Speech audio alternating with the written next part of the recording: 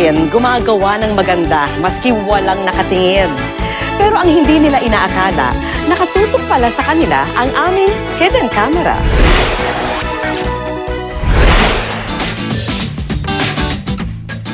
Sabi nga nila, the best things in life are free at isa na nga sa mga ito ay ang mainit at mahigpit na yakap. Kaya bahagi ng misyon naming ipalaganap ang good vibes dito sa Good News, naisipan naming ialok ito sa kahit sinong gustong magpayakap.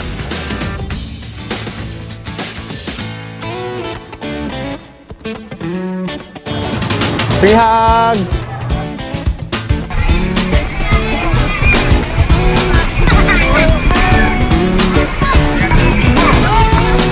Kasama ang dalawang estudyante na game sa pagpapakalat ng good vibes, sinubukan namin ang pangangampanya sa ngalan ng free hugs.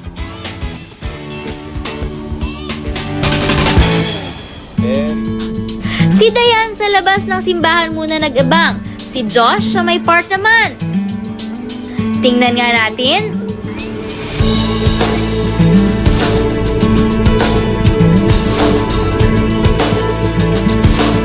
Free hug! Free hug! Ate! Hug! Hug lang po! Aba, ilang minuto pa lang may nagpayakap na. Sige po, hug! Hello po. You're free. Hello. Ingat po. Happy Sunday po. Hello! Hug! Sige, comfort lang po. Happy Sunday po. Ingat po. Bye-bye po. Kasi tinanong ko ano yung free hug for comfort daw. Sabi ko, I want to be comforted kasi ako'y naloko. Naano ko na isang mabiktima ko na isang babae. Nag-anyo siyang mabait na sumama sa akin sa bahay. Nakuha lahat yung alahas ko, lahat ng pera ko nakuha. Kaya till now parang I still feel weak na. Kaya ako yumakap sa kanya para makomfort ako. Ay, hello ma. Ayan na at sunod-sunod na ang mga gustong magpayakap. I will bless you in the name of the Father, the Son, Holy Spirit. Pagpalain ka ng Panginoon at sa iyong mission. Amen. Hug! Hug! Hello, Kuya! Hug! Yeah.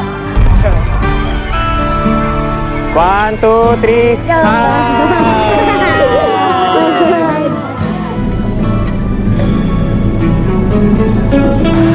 Hugger po ako.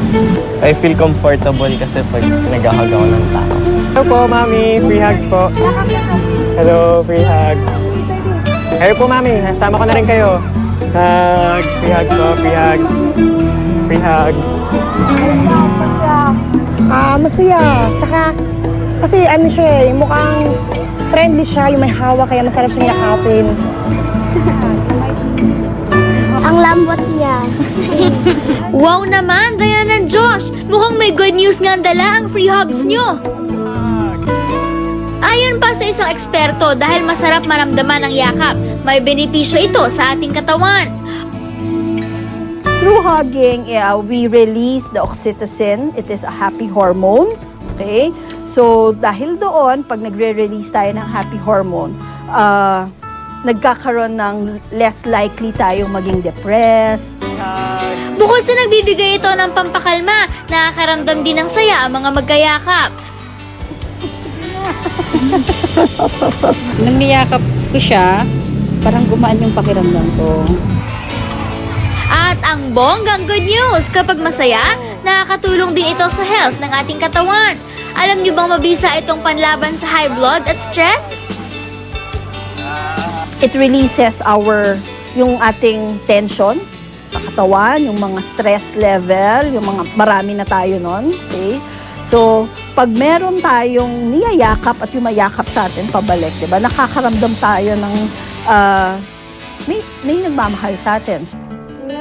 At kapag madalas at regular ang pagyakap, gumaganda ang pananaw natin sa mundo, sa ating paligid at lalo na sa ating kapwa-tao. Sige po, hug. Hug po.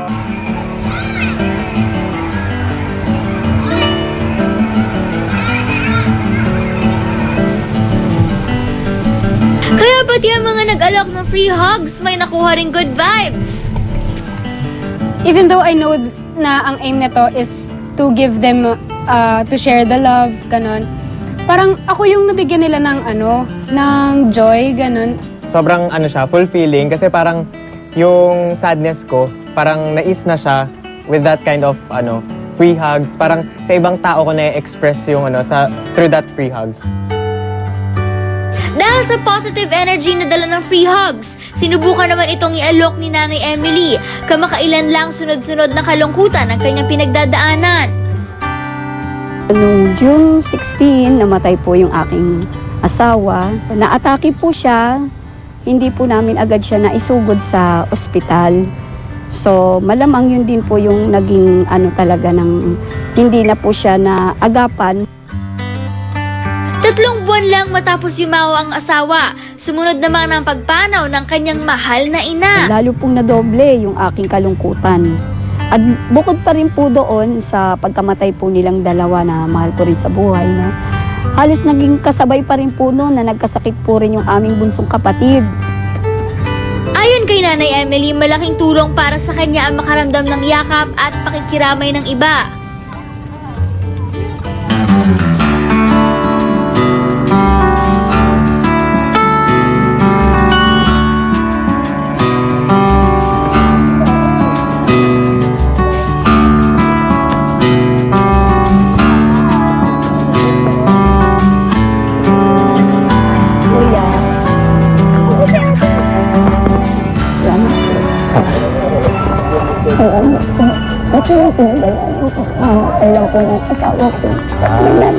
Yung pagpapaalala sa'yo na, uy, may nagmamahal sa'yo, uy, andito lang ako, uy, pwede mo akong lapitan, ay isang bagay na makakapag-assure sa'yo na, oo nga, may bukas pa, okay, hopeful ako. Ang feeling ko talaga is naibsan yung aking kalungkutan.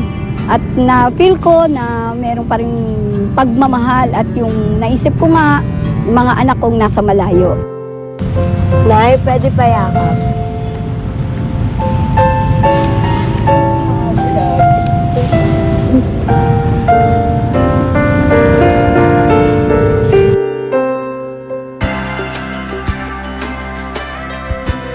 Talagang masaya ang makatanggap ng buong pusong yakap, mula man ito sa kapamilya o sa hindi kakilala.